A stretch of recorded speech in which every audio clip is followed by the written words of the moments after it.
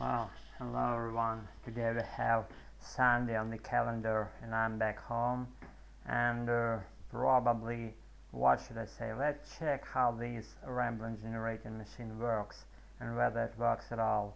I don't do any activities on Sundays, like let alone like strengthen my brain even for a little bit and doing some like mind related like doings or maybe pieces of my working process. I don't do that at all on Sundays because uh, I kinda got used to relax and relish and do nothing on Sundays, you know what I'm saying?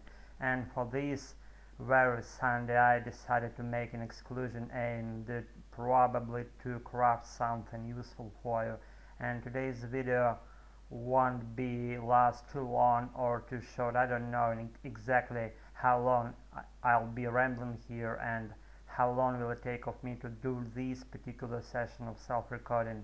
And I don't care at all about the rate of my speech, about any grammar rules. I'll be speaking as I've just woken up and without any script as always and without any just maybe thoughts in my head at all. Guys, what should I say? The more I dive into my adorable English, the more I become convinced about the most crucial thing that you should probably do during your learning process. That's speaking. Speaking kind of extends your brain and I should say natural abilities to the point that they should be in terms of how would you sound in front of natives, how would you produce the not rambling related speech. Any given moment you are able to produce something like, I don't know, something useful, something I should say point related instead of just doing if you might relate to what I'm saying. If you don't speak, it wouldn't be like that. I mean, fluent speech requires efforts, requires constant process of persevering your goal, what you would be doing, what you're about to accomplish in your learning related thing. You know what I'm saying? If you're about to expand your English, you should speak. You should speak. You should do mistakes through the pain, through the for anything I should say. You should speak. If you want to speak, you should speak. If you don't want to speak, you shouldn't speak at all. I'm clear. I guess I made it point very clear for you, and I really wanted to to drive this point home from the very beginning, excuse me, of my today's video. You know what I'm saying? And guys, in today's video I wanted to talk about planets. Oh my god, I never spoke ever, just whatsoever. I never spoke about planets, about stars. I spoke about stars, I guess, in some of my previous video sessions. That's not kind of that I spoke previously. That's something new. On my way home, I discovered beautiful star. Actually, it wasn't a star; it was a planet, the Jupiter, to be exact. The Jupiter resides on what part of our sky? I don't know the parts of sky. I just say that it resides somewhere not so high above the horizon. Let's say, like, I don't know, maybe 25 degrees above the horizon. It resides like a very bright whitish circle. It's not even a star like it looks like. It looks like a tiny point on the sky, on the dark sky, I should say, indigo colored sky, I should say, and the blue with the whitish point, it's called the Jupiter. Some astrologist on the street told me yesterday that was the Jupiter, and as I love such a stuff, I share with you. Why not to share? That's kind of very cool thing to have in your mind.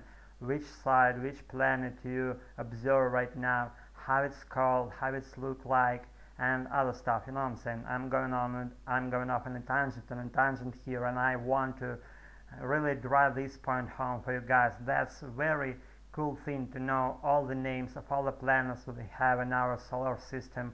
Probably not only in ours, but any other like solar system if they exist. I'm sure they exist, but I don't know their names just right now. By the present moment, I should say.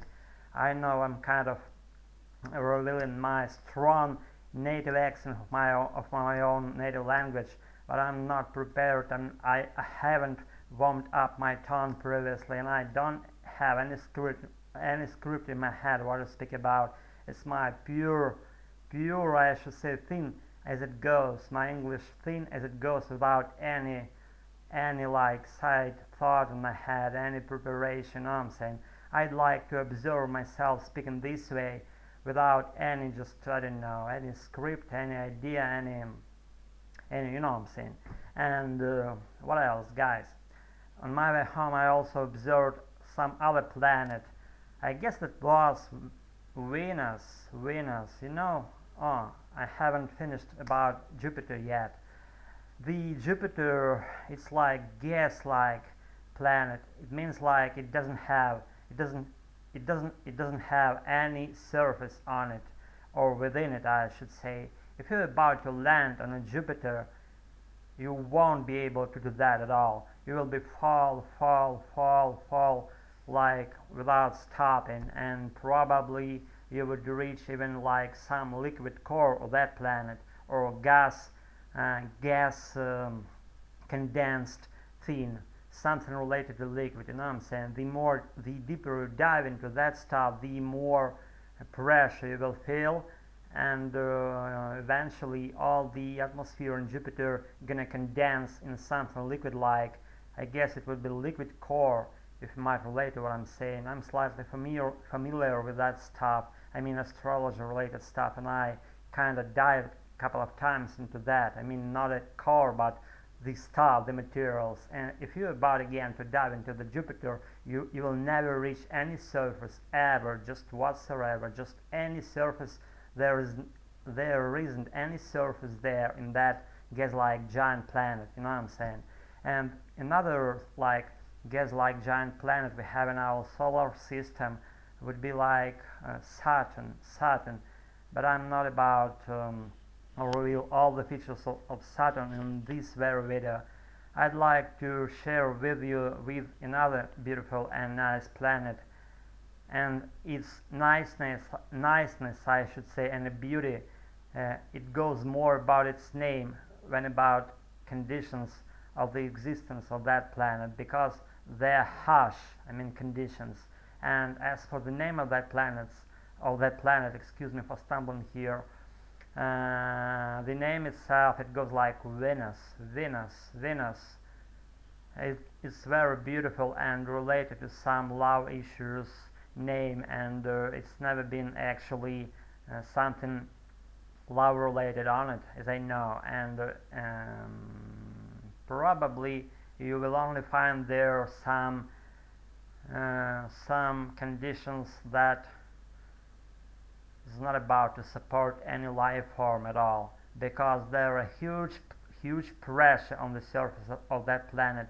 And also, as I know, there isn't any like oxygen on it, because the gases that comprise all the surrounding, they're not about to support any life form at all, as I told previously. I'm reiterating things again and again because I have kind of very narrow vocabulary. I can't explain all the stuff the way I want. I'm kidding here.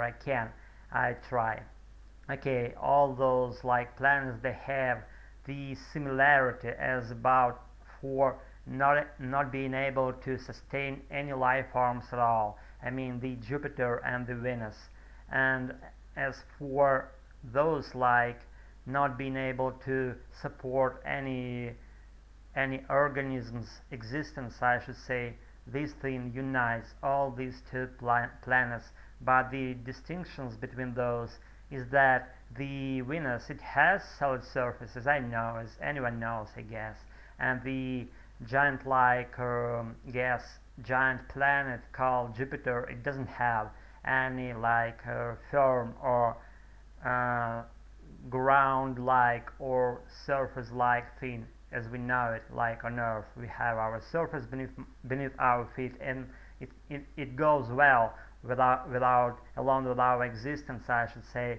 But those like Venus creatures, they exist. Not Venus creatures, but Jupiter creatures that don't have any surface beneath their tentacles, I should say, tentacles. Oh my God! If you know what this word tentacle means, if you don't know, then Google it. It means kind of, I don't know. It's like octopus octopus's limbs, or any other creature's limbs. You might relate to what I'm saying. Any tentacles on it again. And guys, that's been harsh. I know. I've done a lot of mistakes. I've kind of come unprepared for this. Like, I've not only come unprepared. I came, I should say, completely unconcentrated on this session of self-filming. As I adore my rugged and free English, please have it or leave it. That's it for tonight. There's been a pleasure to see you, to feel you, and to know that you exist on that, from above that part of the screen. You know what I'm saying? You're my adorable followers and probably even subscribers. And I'm so grateful for you about that. And that's it for this short episode of mine. Keep in touch. Keep just practicing is all, and follow any activities that are related to English, because they're great. I'm telling you, I've been there. That's it. See you all in a while. Bye. Take care.